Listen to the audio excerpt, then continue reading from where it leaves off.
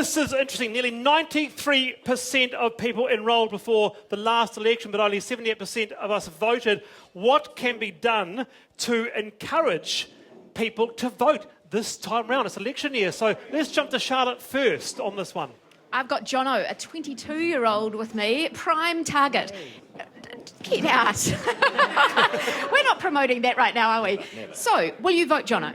Yes, I will. Of course you will, because you're here, you're obviously interested in politics. Will your friends vote? Will your mates vote? I hope so, yeah. If there's some sort of people standing, on the fence, how do you think we can get them out to vote? Oh, I think peer pressure always works. Free beer, maybe?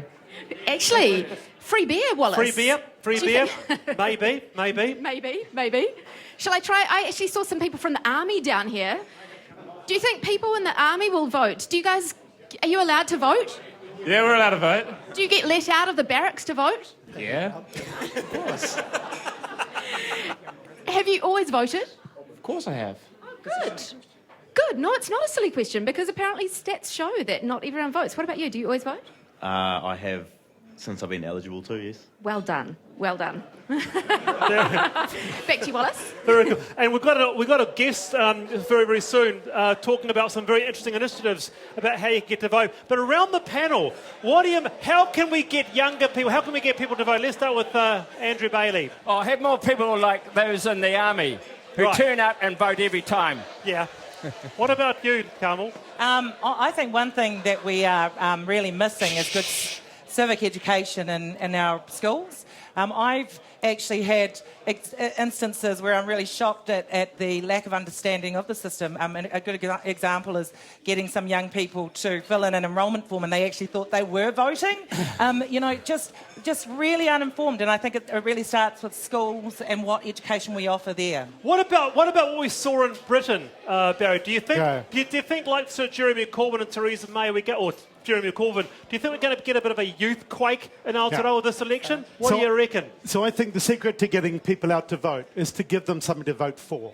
I mean, the Green Party is ruled by... That's just politics talking. Yeah, no, but you've got to talk about the important issues. You've got to talk about climate change and poverty and inequality and transport and housing in a real way that people can identify with. That's the way to get people out to vote. They've got to make sure that it matters for them to vote. They've got to care about political parties that will do something about the issues. So that's the key to get people to vote.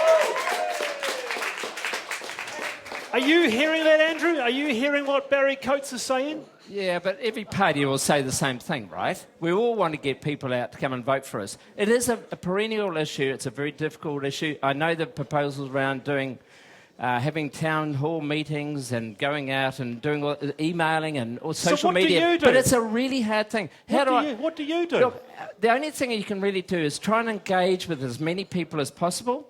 And, it's a democratic right. And that's the best thing about New Zealand.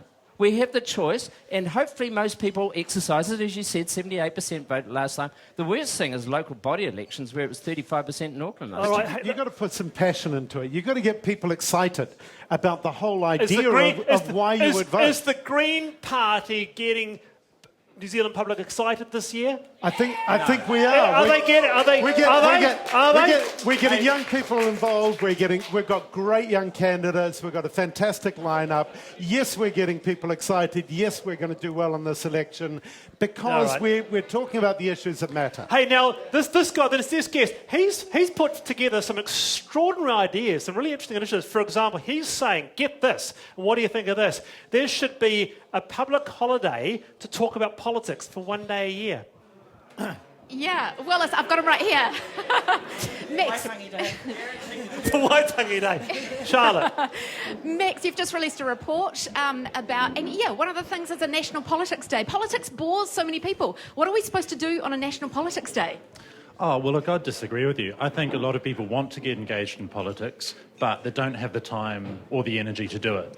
So my idea is, have a new national public holiday, call it Korero Politics Day, give local communities funds to put on events, put on music festivals where you mix politics into it, create a space where people want to talk about politics, they'll get more engaged, and you'll get better public campaigning as a result. There's a lot of yelling. Are you keen on a National Politics Day?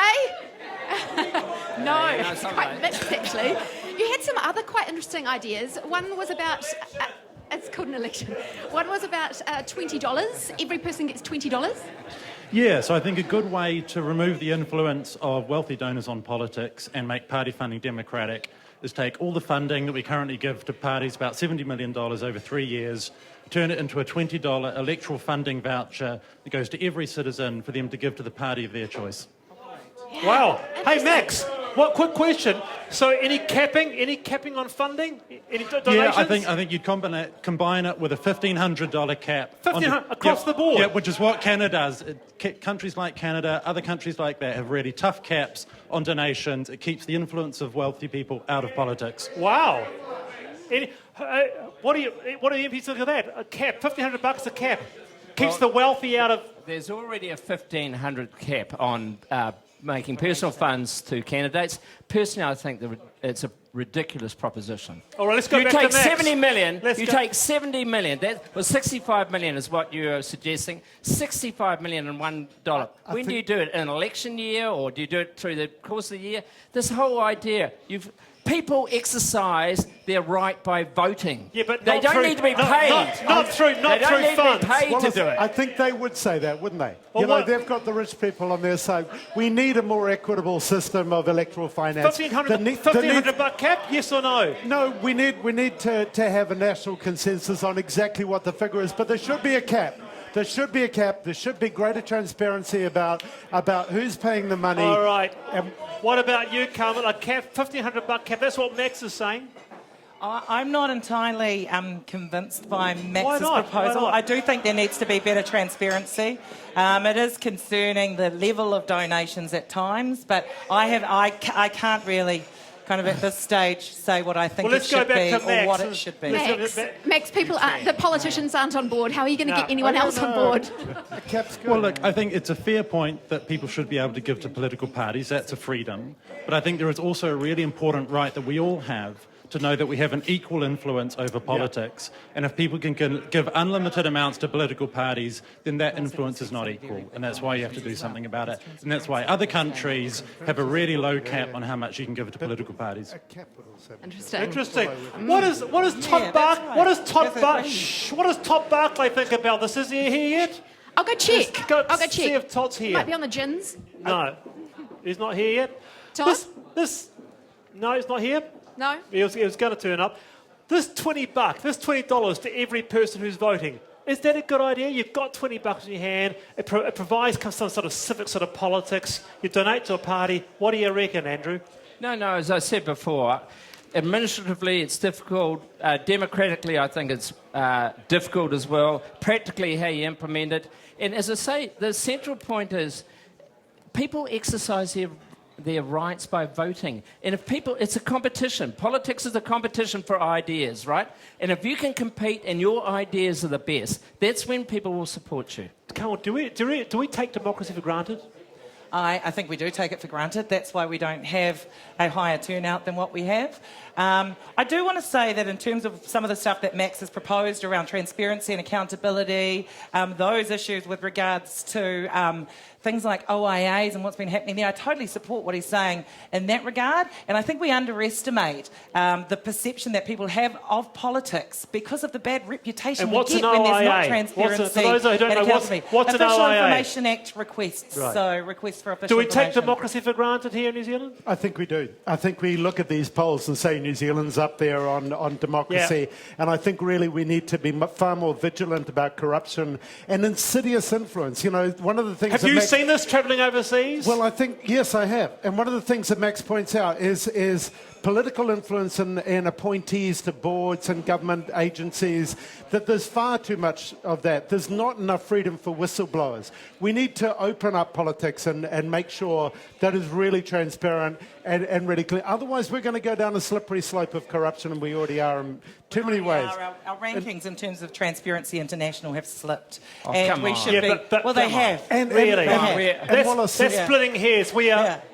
There was an independent electoral commission, right? And the independent electoral commission is meant to produce recommendations that all the political parties will sign up to. The government hasn't signed up to those.